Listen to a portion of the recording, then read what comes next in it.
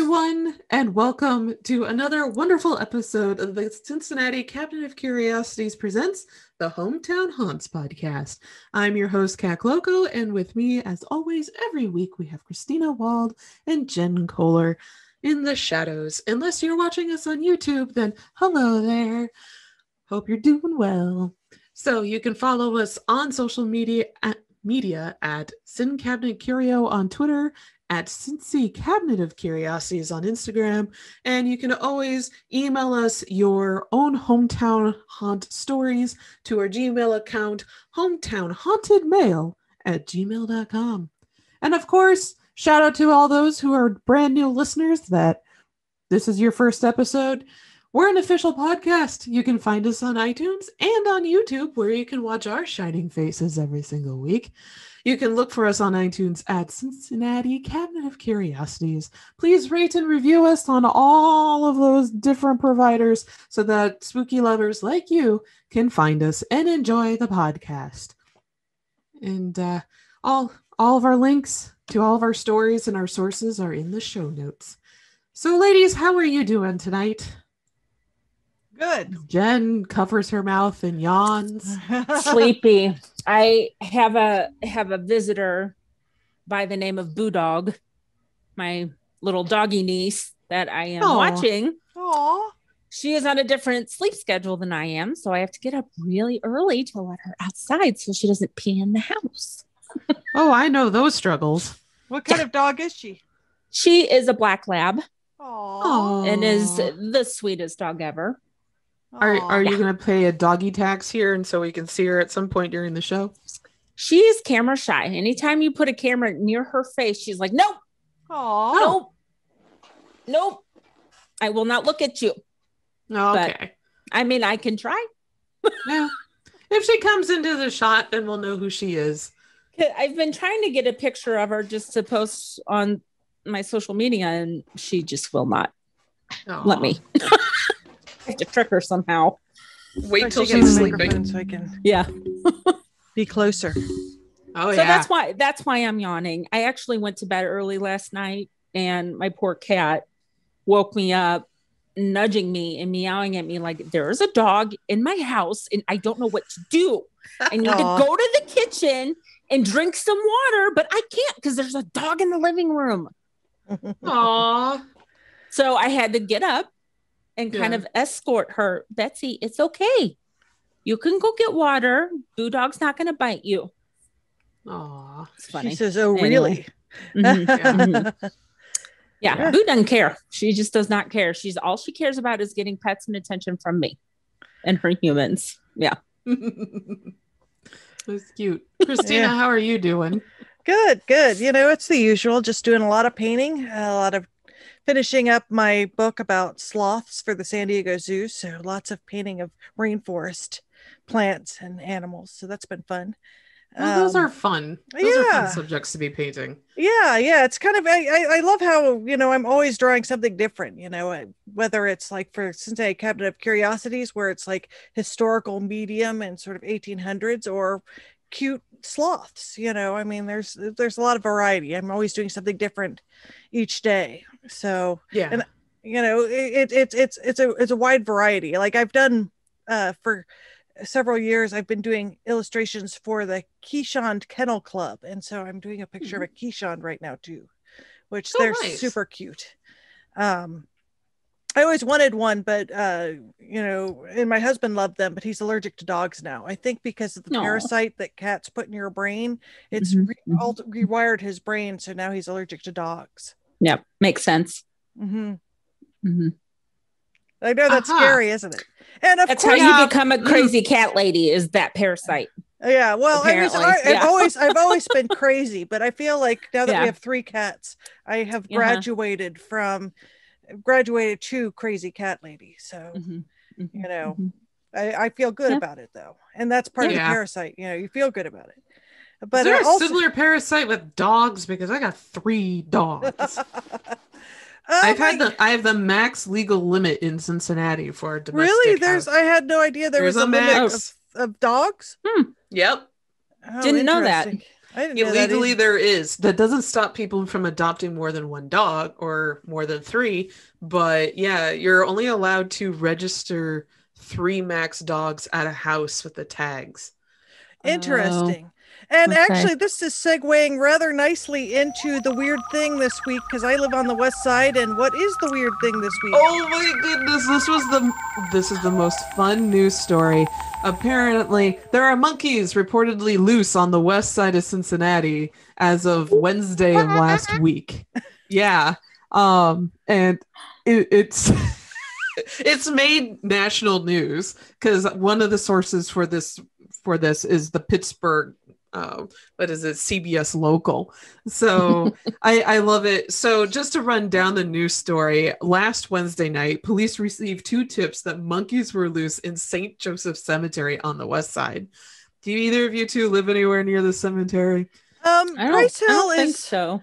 it's in Price Hill, so you know, even though I'm on the west side, that's actually like a 10 to 15 minute drive. Yeah, it's not that that's close. More actually. Central, isn't it? I consider Like Price Hill is considered the west side, but it is closer to downtown. So if you go up River Road or to the Incline District and stuff. Actually, you know, it's a decent drive. Downtown to me is closer. Yeah. Cincinnati is interesting because we're like in a crater almost.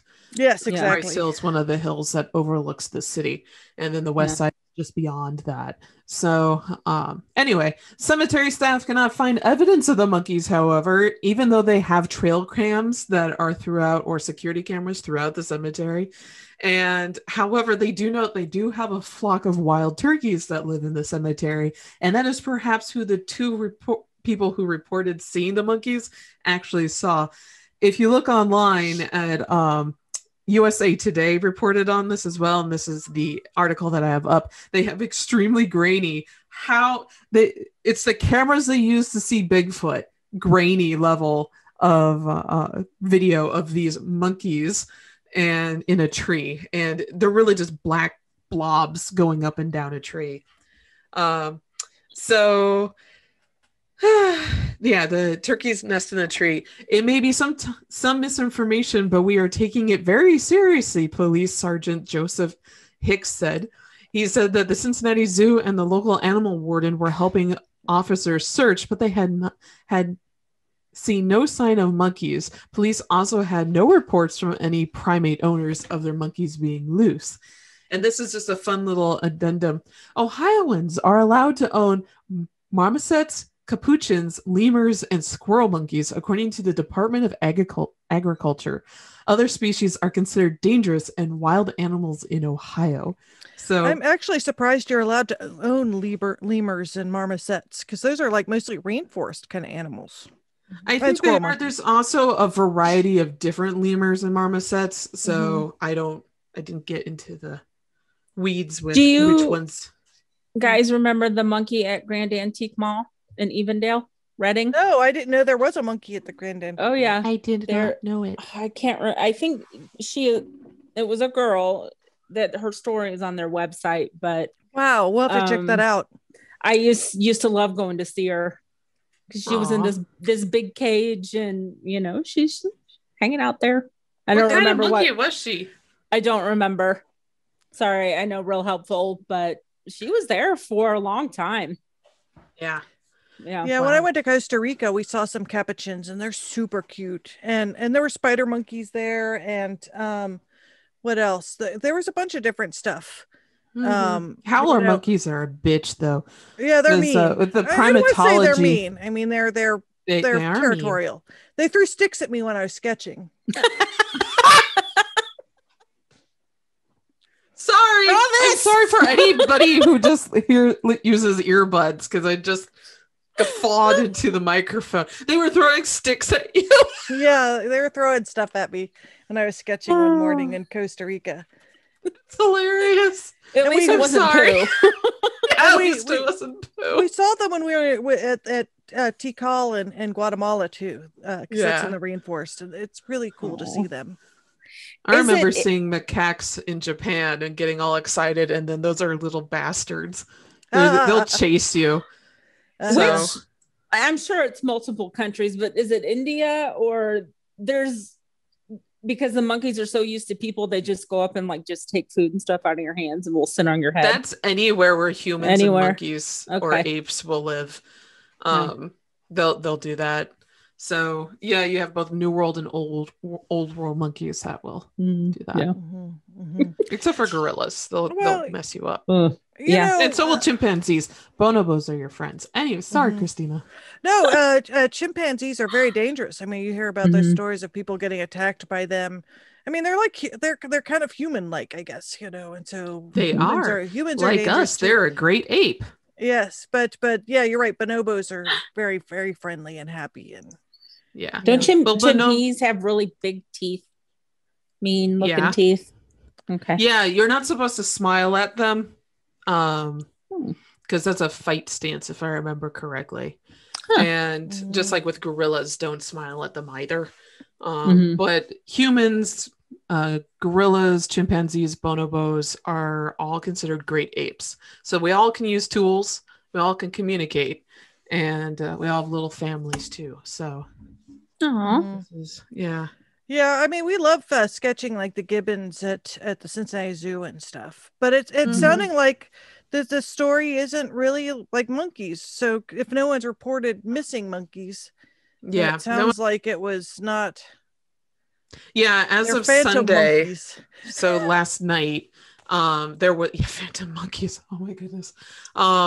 This Holyrood House in Scotland, I think, has a phantom ape roaming its halls. Anyway, as of last night, there were still no monkey sightings and no monkeys reported. So I think it's a case of wild turkeys. I know Mike, while walking the dogs last week, ran into a turkey vulture here on the east side. They are very cool. Scared the bejesus out of him, though, because those have a wingspan of 6 feet. So he was just like, I don't know what I saw, but it was bigger than a crow and it was all black. And I'm like, that sounds like a turkey vulture. And I have a story. Well, it's not all that interesting. So since I live on the west side. Take my back. Sorry. I would drive. It's called Coleraine, but it's like right now. I think it's like Old Coleraine or whatever. It goes by the Wesleyan Cemetery. Yeah, the old turnpike. Yes. So there's a street there. It's considered North Side. And there was this one particular gigantic tree. For 1 year, the tree was covered in turkey vultures. Whoa. Covered. And actually the day, Christina, we went to the art school, I stopped and took pictures of them on my way home. Oh, neat. And I mean, there had to be 20 or 30 of them. And I mean, I haven't driven that way in a while since I've been working from home, but that was the last time I had seen them there. I wonder, I don't know that much about the social structure of turkey vultures, but I know like herons, when they're mating, like have a rookery where they all like kind of fly around. And because usually herons are solitary birds, except when they have young, and then they all like are in a rookery where there's a bunch of different herons and they're raising their babies. And I don't know if that's similar for vultures or not, but that sounds kind of like that, but I could be totally wrong. So I should read and find out. Well, I did look it up, and I'm probably won't quote things correctly, but I think they do tend to live in like old dead trees. I don't think this tree was quite dead, but I mean, of course, the ground and it was in the winter mainly that I saw them. And I mean, the ground and stuff was covered in all their stuff. And, but it was just fun driving by, seeing them just chilling. And then you'd see a bunch of them. Oh, they're so cool. Know? Yeah. So I'll try to find my photos and post them. Oh, definitely. Yeah. Good. But they're cool, creepy birds that they're gross. They eat dead things and they're definitely goth. I like vultures. They're very smart. Yeah. And actually crows are very smart too. Like they are, I was at a women's art retreat. Was it like in 2019? And it was, in the Port Angeles area, which is like, if you know where Seattle is, Port Angeles is sort of the little town that's right by the water, and you can like take a ferry over to Canada, where Victoria is, which is the capital of British Columbia, I believe. I'm sure our Canadian listeners will correct us, but and that's fine. we were walking around like in this area it was June, but there was still a lot of snow there. And one of the people in our group was sketching, and she had bought a mug at the store, and it was in a brown bag, and this crow thought it was her lunch and flew off with it. Everybody was disappointed because the crow dropped the mug and broke it. And there was no lunch, so everybody was disappointed. She was sad to lose her mug. The crow was sad that there was not a sandwich in the bag, but apparently they're used to like people having food, at the picnic tables and stuff. So poor crow, it was trying so hard. Everybody lost that day. It did. It was a lose for everyone. No. Well, speaking of Canada, that's a very good segue. I don't know if you meant to do it. We have a hometown haunt follow-up from Canada. Who wants to read it? I can. Yeah, go ahead. I didn't get the document for some reason. Okay, so just before I get into it, it's Pat Ann, correct? Yes. Okay. She's a longtime friend and friend of the show. She and Larry are probably listening right now. Hi, Pat Ann and Larry. Hi, Pat Ann and Larry. Thank you for listening. Yes, thank you. And for any feedback. So last week, I reported on my particular favorite cryptid, which are the melon heads of Kirkland, Ohio, even though Kirkland is technically outside of Cleveland and not Cincinnati. But hey, they're still Buckeyes. So after last week's episode, Pat Ann and Larry wrote in words. They wrote in a similar story that comes from Ontario, Canada, which I love. So this is what she wrote. She goes, "Hey, we're listening to your latest podcast, and the Melonhead legend crossed the Great Lakes to Hamilton, Ontario. I was a child when I was told about the King's Forest baby snatchers. Ours looked the same way, but our local lore claims that they were forgotten alien children abandoned when their ship took off. And yes, ours eat babies too. It makes sense that the lore began in the early 1970s. I found out about it when I was 10, which would have been before 1977. Thank you for sharing that story, Pat Ann. That's really interesting. And that's really close to our story. I wonder if it has any similarities with Detroit's version of the Melonheads. I wouldn't be surprised. In your studies of these sorts of stories, are there areas where this is a regional thing? Oh, yeah. It's becoming less and less so because of the internet, but we did have ethnomusicologists and some folklorists were able to study this before, like back in the 90s and the early aughts, before we had too much basically dysphoria of common legends. So Bloody Mary is a good example. She's one that I studied back when I was in college. There are different versions of Bloody Mary or ghosts that can be summoned from bathrooms, which is why bathrooms? Why? They're always haunted. But even in tonight's topic, we have a haunted bathroom. So, but Candyman. Candyman. But that's based off of a murder story, isn't it? They just covered that on My Favorite Murderer. Yes. Especially after that TikTok about the girl who went through the mirror. That went through. If you don't know what we're talking about, just Google "girl go through mirror" on TikTok, and you'll see all sorts of lovely things about that. Wow. In New York City.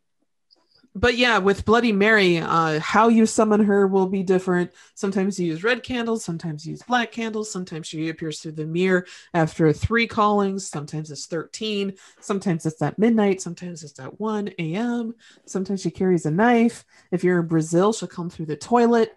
So there's a lot of different versions of Bloody Mary or summoning of ghosts from the mirror in a bathroom. And it's even changed to the bathrooms because a lot of large like modern buildings that were built from like in the 80s and the 90s have those huge bathroom mirrors that are like the size of a wall, versus summoning. There's a divination is a form of divination that came from the spiritualist movement, where back during the late Victorian, early Edwardian times, so you're looking at the turn of the last century, girls would try to summon in the mirror who their future husbands would look like. And that one would be like a Halloween ritual. So they would walk up or down stairs backwards with a candle and a mirror, and you would see, if you reach the bottom of the staircase, you'd see your future husband or future partner in the mirror. If you saw a skull, that meant they were going to die before you got married. Ooh. So using mirrors as divination or summoning is quite ancient and still done today by some Wiccan and pagan practitioners. So do women now like see how far they'll go up, like how far they'll be promoted in their career, like looking the will I be CEO or will I be executive vice president? Completely depends on what your life goals are. You can actually, there's quite, oh man, the name is eluding me right now, but there is a type of mirror that you can use, and it's in a black room. There's no light, and you're supposed to be able to summon and see things that way too.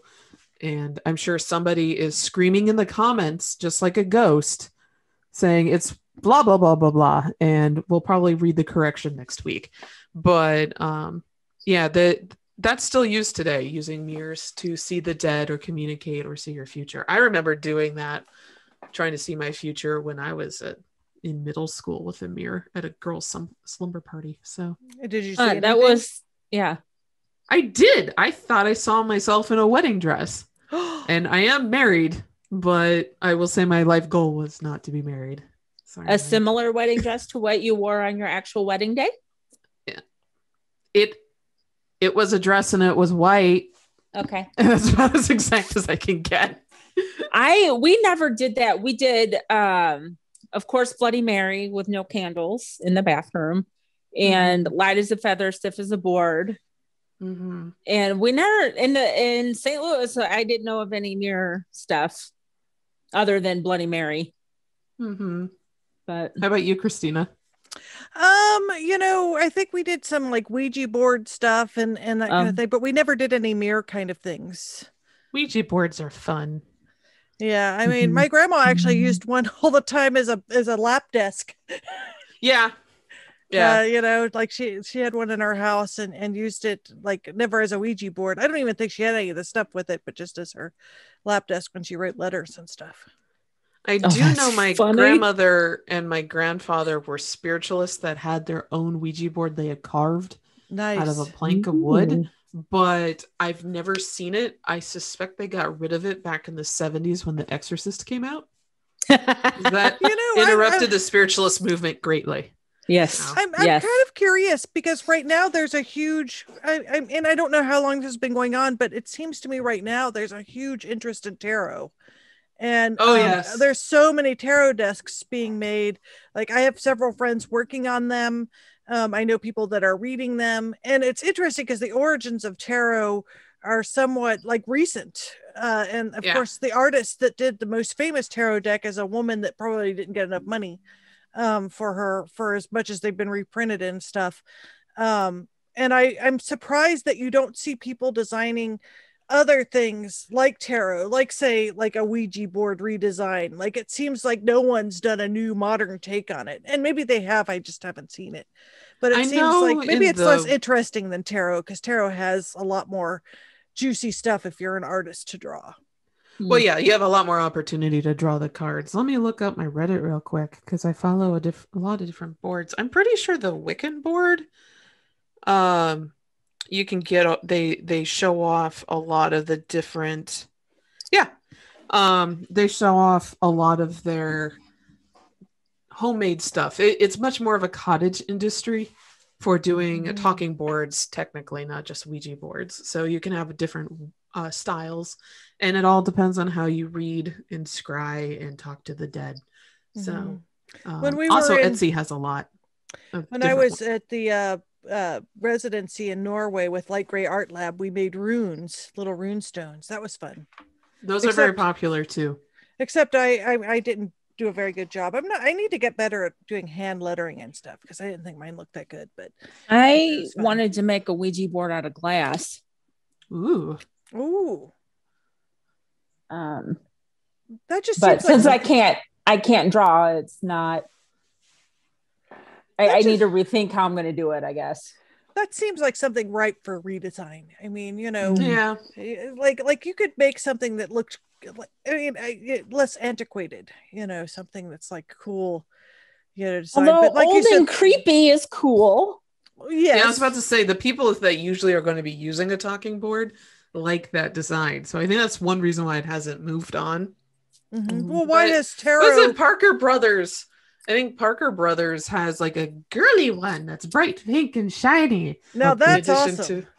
I mean, it seems like with tarot, I think it is so many artists want to redesign them and draw them because they have, a lot of, like I said, fodder that is very drawable. I don't know. Yeah. So, how do you design your own tarot deck? Like I've wanted to do that too, but again, drawing is a huge amount of work. It's a lot of work. So it helps if you know what each card can represent, and there are multiple ways of reading each card. Like the death card doesn't usually mean physical death. It usually means an ending and a beginning. So it helps to know how transformation. It helps to know what the intent of each card is when you're drawing them. And you can do it. You can personalize it any way you want. I know I wanted to make a witches and sorcerers themed one. Oh, that'd be cute. Down the road. Yeah. I've been looking for a tarot deck, but to do readings from time to time. But one of the rules is you wait till they come to you. The right deck should come to you. You shouldn't really go out and pick one type of thing. So the opportunity will arise where to design one or to buy one. Both. It's like cat ownership, where people say that you shouldn't go look for a cat, that they'll find you. So maybe that's the same with the tarot deck. Well, I know I don't know how many. I have a lot of friends that have worked on tarot decks, so perhaps somebody will maybe in the comments or contact us with a tarot deck they recommend. Yeah, that'd be good. I know one that I got recommended a lot before was the Hello Kitty tarot deck. Now that sounds totally awesome. It's very cute. It's a little bit mass produced, so that makes me a little hesitant towards it. But I know Marla Brooks, who is a Parrot X radio host. She also is a witch, and she has her own tarot deck. So that one's a good deck too. It seems to be a fairly accurate read. So it seems to be like a common thing that people have their own personal tarot decks that have been illustrated or, put together. And if you go on Kickstarter, there's tons of them always being. Oh yeah, there's so many. They are, and they're fun. They're fun to make. You can make your own just out of copy paper. Technically, you don't need to have these huge fancy things. But I know, but the huge fancy ones are so cool. I'm trying to remember the ones that were in Penny Dreadful. I just remember Eva Green. She had these really big, beautiful cards that she just. I don't know. I'm just remembering the scene of her sprinting them out in the arc in front of her. Mm-hmm. Oh yeah. I recently had I've never watched Penny Dreadful. I recently had a friend that was looking for people to do stuff for her tarot deck, and and then it's been neat seeing all the different artwork people have done. It looks to me like a huge undertaking, but it actually seems like it's a good art project if you want a prompt that you don't want to do, like for our comic, for example, which this podcast is for. That's much more complex to figure out than a tarot card, because you kind of already have your art description for that, where we're writing stories and illustrating them. So what does every tarot deck, does it have the exact same cards? I mean, I know they're designed differently, but do they all? They all have a deck so you're card? Gonna have different numbers of cups, and then you have different. Let me Oh man, I was just actually going to look up. I couldn't remember off the top of my head. It sounds like it could be a show topic in the future, and maybe we can get someone on to talk about it. Yeah, that'd be awesome. maybe. I mean, I've looked it up before, but I could never decipher what exactly was supposed to be in the deck. I'm sorry. I got to point this out. I look up tarot card decks, and one of the first links that posts is from Oprah. Like, now that's the deck I want. See, you said that you had to get one coming to you. That has come to you, so you have to get the Oprah deck. I want to get the Oprah deck. I don't think it's going to suit me, but oh my goodness, that sounds awesome. Yeah, I love it that she has a deck. That's funny. Let's see. So, tarot cards have 4 suits, which vary by region. What, like cups, wands? Yeah. So there's each suit has 14 cards, and then 10 pip cards, numbering from 1 to 10, and 4 face cards: king, queen, knight, and jack, or knave, or page. So yeah. So there's a lot of variety. We'll do a tarot card episode, everyone. We've now decided that this will be one of our future episodes. And we'll talk, and maybe one of the people that I know that's working on tarot decks will come on and talk about it. Yeah, that sounds good. So that'd be cool. So segueing now into our main topic. Yes. So the main topic for tonight is a local hometown haunt. It's not one brought by any listener, but it is the haunted Southgate House of Newport, Kentucky. Because I thought while we were looking for topics, Kentucky hasn't had enough love on this series yet. So why not start in Newport, Kentucky, which is not Newport, Rhode Island. And trust me, if you Google haunted houses in Newport, that's what's actually going to pop up first. So first off, I have not been to the Southgate House. As soon as I moved in, this was one of the main places that everyone said was haunted. And there's an interesting history about it. So it was built in 1814, and on the Southgate family estate, on top of the location where the original family's cabin had been located. So it's on the hill overlooking Newport. It was rumored to have been built by British prisoners of war jailed at Fort Washington from the War of 1812. The mansion is 4 stories tall, quite grand, and has a brick facade.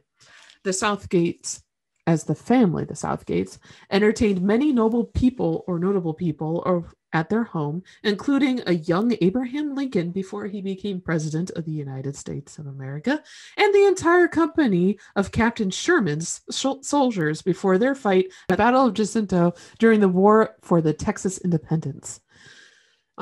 Built for Richard Southgate, who was a local lawyer and senator and silk manufacturer, he was quite wealthy. Due to Cincinnati and Newport and where they're located. So Newport, Cincinnati, for those of you who are not in this area, is directly across the Ohio River from Cincinnati, in the way that Cincinnati will claim Newport and Covington as an annexed part of Ohio instead of being Kentucky. Jen's sitting here going, no, but I've talked to people who will joke about it, saying, yeah, Newport is the southernmost city of Ohio, or Cincinnati's the northernmost city of Kentucky. So the international airport, which there's a lot of contention, is the Cincinnati International Airport is not in Ohio. It's in Kentucky. Nope. Exactly. So working at the Enquirer, we have the Cincinnati Enquirer and the Kentucky Enquirer. But let me tell you, that great divide of the Ohio River means a whole lot. It does. It can. Because we get yelled at for not covering Kentucky enough. Yeah, so, it's an interesting and diverse area of Kentucky that I think shares a lot of history. The Louisville being a river town and being a river town that had a lot of gangsters running around it. So in that way, I think those two they're more like sister cities on the Ohio River. But Newport and Cincinnati during the late Victorian era and early Edwardian, so turn of the 19th or turn of the 20th century, they had both of our cities had huge accelerated growth because of steamboats.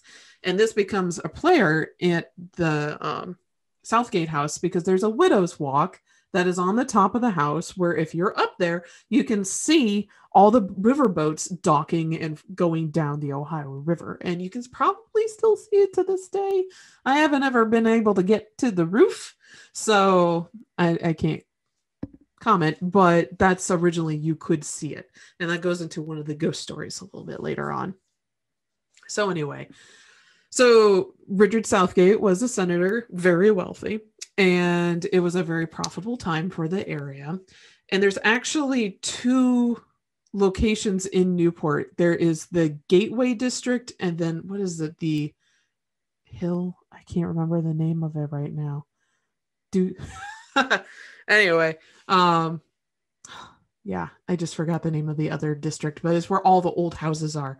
So in both Cincinnati and Newport, any of them that are built from like the 1880s, or actually, sorry, 18 teens up until the early 20th century, there's going to be grand estate, grand mansions and everything. And of course, the Southgate slowly sold off part of the family estate. So you have more and more large mansions around their neighborhood. Southgate House was one of these elegant mansions built during this time, especially in the East Row Historic District of Newport. That's what it was.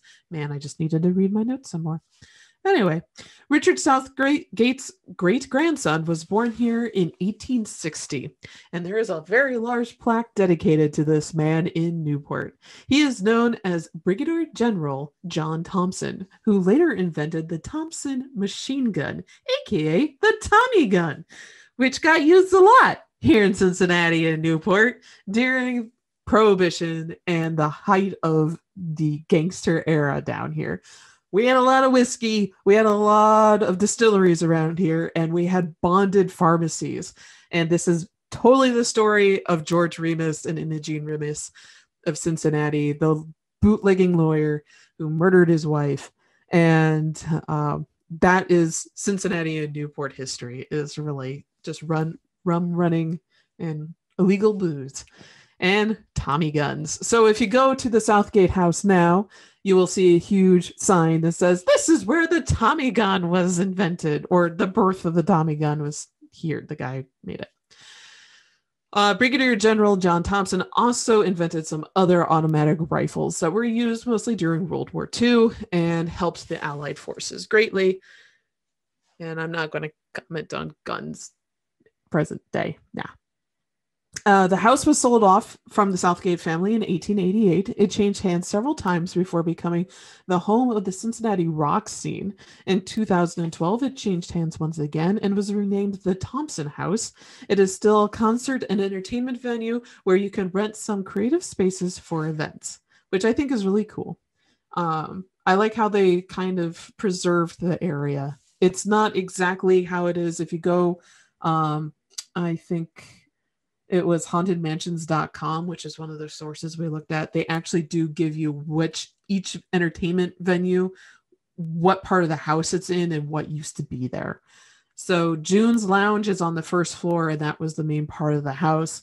The ballroom was actually in the basement, which is interesting because usually ballrooms were on the third floor of mansions at this time because heat rises and it was easier to get all of the air out because, raving dance parties happened in the 1880s, but or 1814. But yeah, their ballroom is actually in the basement, which I believe is where the main concert venue is in the building. So in the main bar. So of course there are ghost stories associated with the Southgate House or the Thompson House. And this is, like I said, coming into this topic. As immediately one of the big locations, it was Bobby Mackey's Music World and the Southgate House. Those were the two haunted locations in northern Kentucky that I heard about. So Frances Parker is actually the daughter of Richard Southgate, and she inherited the house from her father and lived there until her own death. So she lived her entire life in northern Kentucky. She is the grandmother to John Thompson, the Brigadier General. And she continues, there's reported sightings of her. She's probably the most prevalent ghost throughout the building. She is around all the time. making her presence known. She is known to open the front door and close it and also closing it. The piano on the second floor is known to play on its own, and Frances is even held responsible for a Christmas tree traveling across the floor by 4 feet away from the French doors on one of the floors of the building. I love that. That's quite a distance for it to go. She kind of reminds me of the ghost of Suzanne up at Writer's Inn in Painesville, Ohio, where she really seems to be very much in love with her building. It's very much her house. This is where she's very comfortable, and she's going to let people know when things go a little awry or something needs to be done. And that seems to be her role with the history of Southgate House. Another ghost is named Elizabeth, and she is thought to kind of be a main instigator of hauntings around the building as well. And she's thought to be a servant in the home to either Francis Parker or the Madu family. She is said to have hung herself from the widow's walk at the top of the building when she witnessed a steamboat that her husband worked on explode one morning on the Ohio River. As a odd coincidence, though, her husband literally missed the boat that day and was not on board when his boat exploded. So she committed suicide from thinking that her husband died, only for him to return home to discover that she had died, thinking he had died. That's just tragedy all around. So she has been seen around the building and is said to also open and close doors, be cold spots, and be some of the mumbled whispering that you'll hear throughout the building. A little boy is said to haunt the building as well. His apparition has been seen. He's around 6 years old, and he commonly makes a lot of rapping sounds on the walls. It is reported usually when it's just staff around and music's not on. But his apparition, I would think, would be very startling to see in the middle of a rock entertainment scene, to see like this little 6-year-old boy in like 18th century, so Victorian or 19th century Victorian clothes, just staring at you. Can you imagine like a little 6-year-old just staring at you in like little cut off and shorts? And Jen's shaking her head violently. She's like, no, I don't want him just sitting there knocking on the wall. Another ghost is a Civil War soldier, a Confederate soldier to be exact. Patrons have carried on full conversations with this ghost, and he is seen in full manifestation. So he is not transparent. He's not glowing. He looks like a living person. He's full-bodied. These are very rare to run into, but patrons have run into him on the landing to the second floor and in the men's restroom. Yet again, restroom ghost. And patrons have had just full-on conversations with him before he just walks away. He's seen also in June's lounge on the first floor. And I guess staff have reported hearing men's laughter or chuckling around June's lounge late at night when no one is around except for staff and they can account for everyone. So that would be very eerie to be hearing someone like laughing from the bar when no one's there. Also reportedly, the sound of talking or mumbling has been heard throughout the house when it's not open to the public, which would drive me mad. I have lived in a house where I have phantom mumbling, and you're just like, am I having a break from reality? What's happening to me? But when the dogs are reacting to it too, then you're like, okay, I don't feel quite as bananas as I could be. So that is the hauntings of the Southgate House in Newport, Kentucky. What do you think? Really interesting. I was thinking of some of the acts that I've seen there, because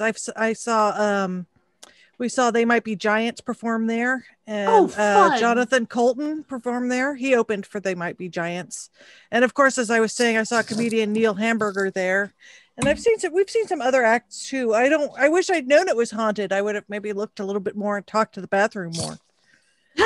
Well, you would have had to gone into the men's bathroom, so I'm not sure how the patrons would have liked that. But I mean, it was one of those places that was so loud, like when you were there, like I don't even know how you would hear a ghost. So I would assume it's mostly staff that probably have heard and seen things.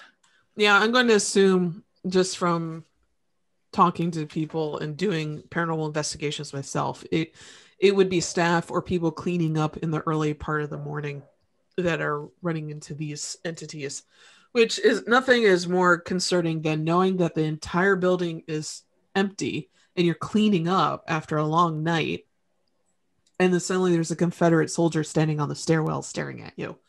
Or a creepy child. Or a creepy child. Yeah, child ghosts always are just so sad. They are. I always go back to Gage and Pet Cemetery. The little book. Yeah. I've just seen a clip of him biting somebody. Well, I people that have gone to Southgate House or that worked at Southgate House, if you have a haunting story, tell us about it. Yes, we'd love to hear it. I like to expand more on this particular location. I actually, my regret is not being able to go deeper and find like death records and see who's died there. Because I know Francis Parker died there, and so did Richard Southgate. Who else from the family or any of the other families, like the Madu families that lived there for a really long time, and see who passed away and could potentially be haunting the location. But I will mention none of the haunts are malicious. They're all just basically people popping in to say hi. Or to move the Christmas tree because it's in the wrong spot. So I always like places like that. This is what most hauntings are. It's people who are extremely attached to a location, just trying to make sure that the location stays for the next couple decades. Do you think they'd let us do a ghost hunt there? Maybe. I was thinking that since you can actually rent out part of the rooms, it would be a good place to do a book launching party, especially since we have two books that are launching. Ooh, like we have last year's and this year's, and once we can actually see other people, totally that's up for is an option. So it's just a rentable venue right now. It's not, because the Southgate House 2 is a different location. There's Southgate House Revival, which is also a concert venue. The Thompson House, which is what it's been renamed to, is also an entertainment venue who does host bands just like it had done for the past 30 years. So I mean, I always thought it would be nice if they restored it, because frankly, I thought when it was a music venue, I mean, the place kind of got trashed. I mean, it wasn't like people spilled booze there. I mean, it was hardly a place that was being cared for, in a way that you would treat a historical site or whatever.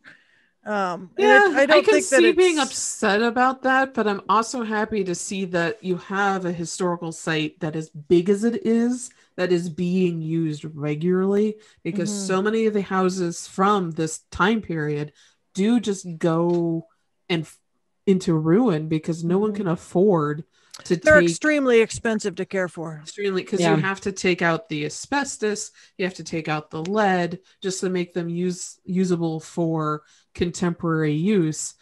Code violations up the wazoo, like the windows are the wrong size, railings can be the wrong size, and it won't be safe for contemporary humans to be a part of. This is why a lot of them do end up being condemned, is because they're just too expensive to gut and redo.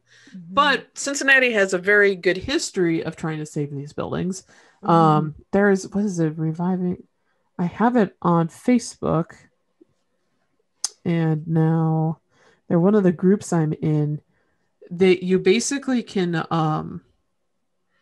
they list different historic landmarks and buildings that they want people to like be interested in buying and renovating, basically. And you can buy a lot of these from like auctions and they're all reasonably priced. Like you can buy a 4,000 square foot building for maybe 20 grand. But the problem is then you have to renovate it. So well, that's always the difficulty, because like you see those viral photos of the Cincinnati Public Library that was torn down in the 50s, and it is amazing to look at with the spiral staircases and stuff, but you can see why it no longer could be a library, because like there was no way that you could access it if you were handicapped, or I mean, the building would have had to have been renovated for something else, because its use as a library was probably not very user friendly, because it wouldn't have had very good access. It was probably really hard from a Stack's point of view to, and so you could see, I mean, it looks like an amazing building and I wish I could have seen it, but you can see why the library built a new library, because they needed something that more fit the community's needs. Now, what would have been nice is if maybe it had been preserved for something else, but as you mentioned, it's so expensive to renovate these buildings that it's really hard to get the funding to do it. I mean, you look at like the museum center and music hall, and it costs millions and millions to renovate those buildings and keep them workable. I can't find the group immediately, but yeah. Okay. So there's. Let me know if you do, because I love that stuff. I will. What acts did you see there, Jen? Huh? What acts did you see at Southgate House? At Southgate, I've never been to the original. I've only been to Southgate House Revival, and I've been there twice. And the only band I've seen there is Electric Six. Okay. Yeah, I saw a bunch of stuff at the old one, but I haven't seen anything at the new one. I mean, I enjoyed the new one. I think it's in an old church, and it's just got a really cool vibe to it. And I know there's also something upstairs where they have performances, but I never went upstairs. But I liked it. And then you can hang out outside and smoke, and you can. One night, the second time I went, there were fireworks. I think it was Red's fireworks going off. Neat. You could see them, which was fun. So it's a fun place. I like it. Yeah, I mean, the old one, it was an impressive building. It looked very Gothic when you were there. Like they painted a lot of areas inside black. And as I recall, there was some sort of dispute, which is why they closed the first one down. And I can't remember, like the two people that owned it, there was a dispute between them, wasn't there? Something like that. Yeah. The only thing I saw was reported in 2012 was that there's a gentleman that owned it and his sisters bought it or took over the Thompson House.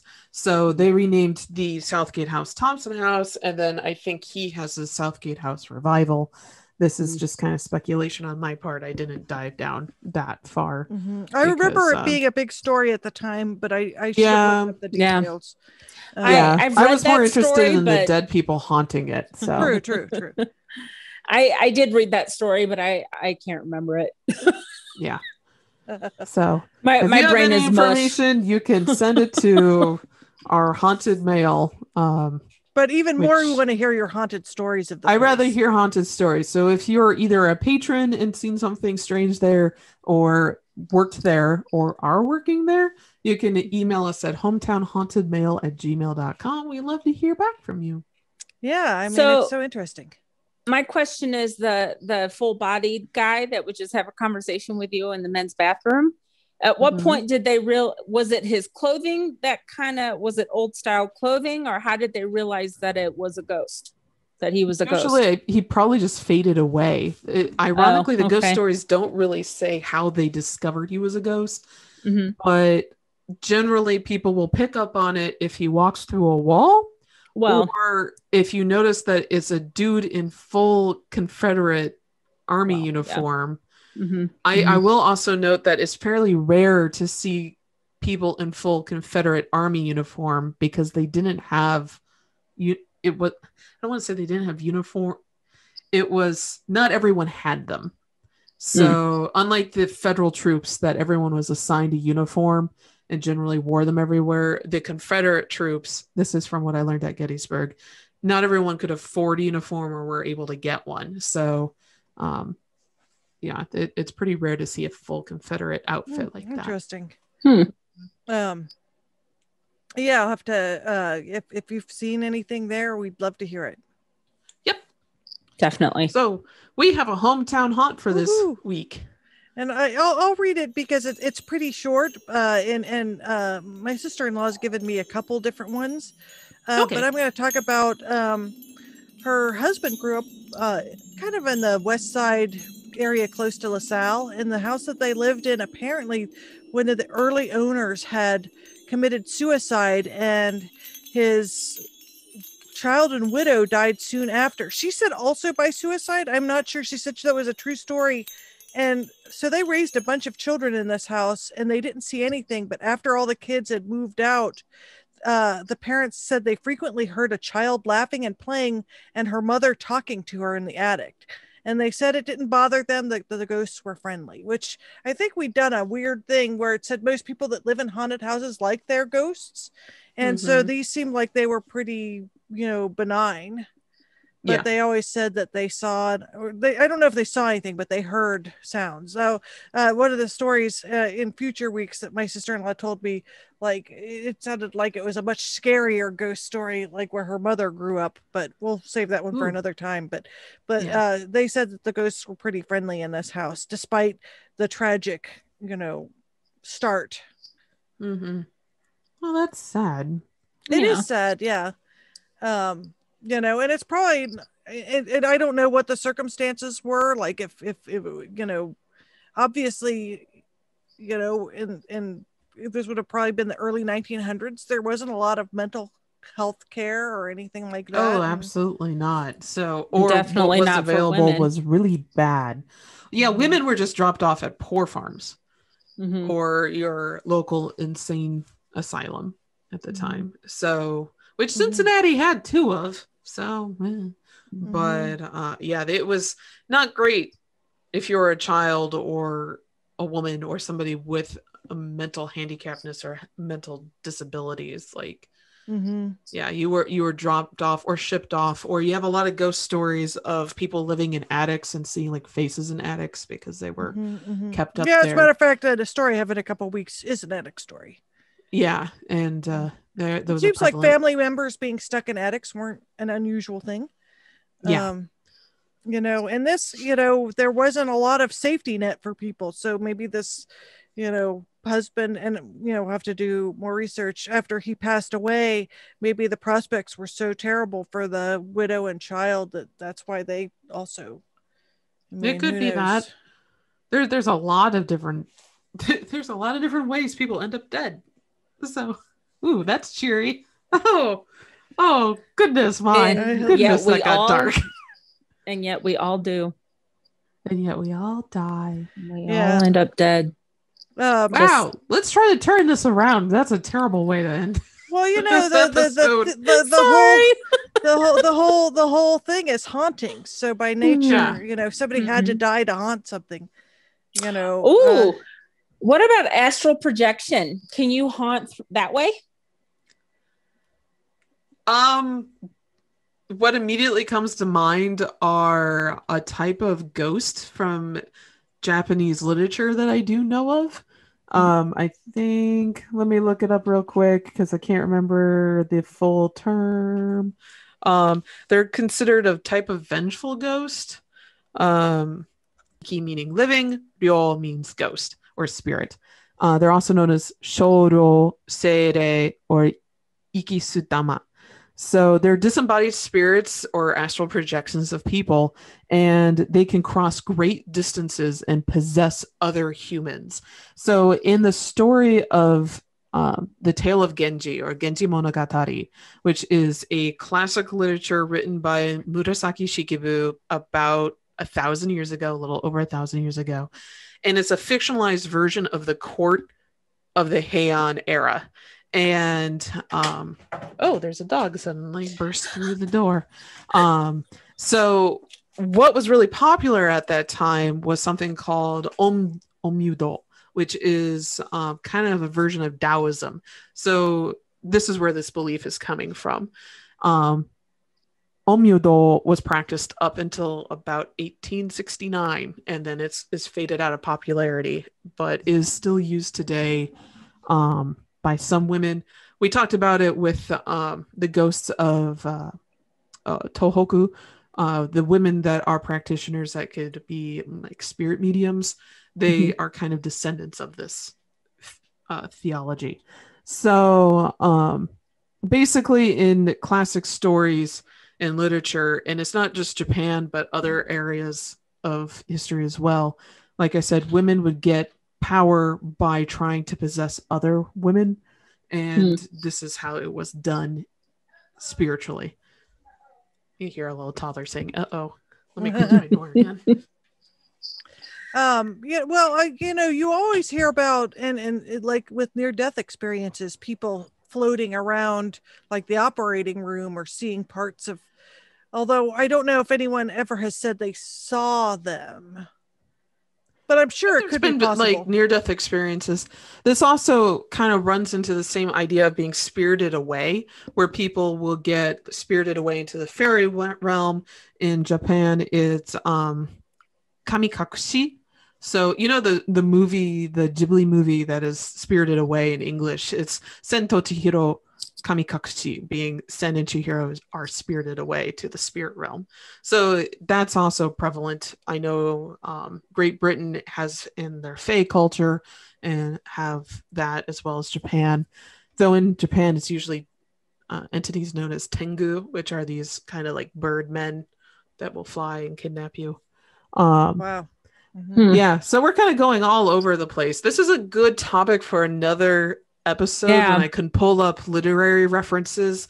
It actually is a topic that I studied back when I was in college, because the idea of possession, spirit possession, being used for female rights was being explored at the time. And that sounds really interesting. In history, women gained power from basically becoming practitioners of spiritualism and possession, and also saving other people from spirit possession. We can probably end it here pretty soon, because I suspect next week's episode will be long, because we will be talking about Golden Lamb. We're going to have a friend of the show, Amy Hasselbrock, on, and we were going to talk about it on our our potluck episode. And, last week's potluck. But there was so much to the Golden Lamb that it couldn't be crammed into a tiny segment. We're doing a whole episode on it. Right. Which is exciting. I've never been to the Golden Lamb. Mm-hmm. And once I can start traveling again, you bet I'm going to go visit Southgate House and the Golden Lamb. Mm-hmm. All right. Thank you, everyone, for joining us on this wonderful episode of the Cincinnati Cabinet of Curiosities presents the Hometown Haunts podcast, all about the Southgate House in Newport, Kentucky. Come join us next week as we talk about the Golden Lamb up in Lebanon, Ohio, and be joined by our friend Amy Hasselbrock. You can join us on Instagram. You can join us on Twitter. You can find us at Sin Cabinet Curio on Twitter, at Cincy Cabinet of Curiosities on Instagram, and you can always email us your personal stories at hometownhauntedmail@gmail.com. Thank you, and have a great night, everyone. Bye-bye. Bye. Don't let the wild turkey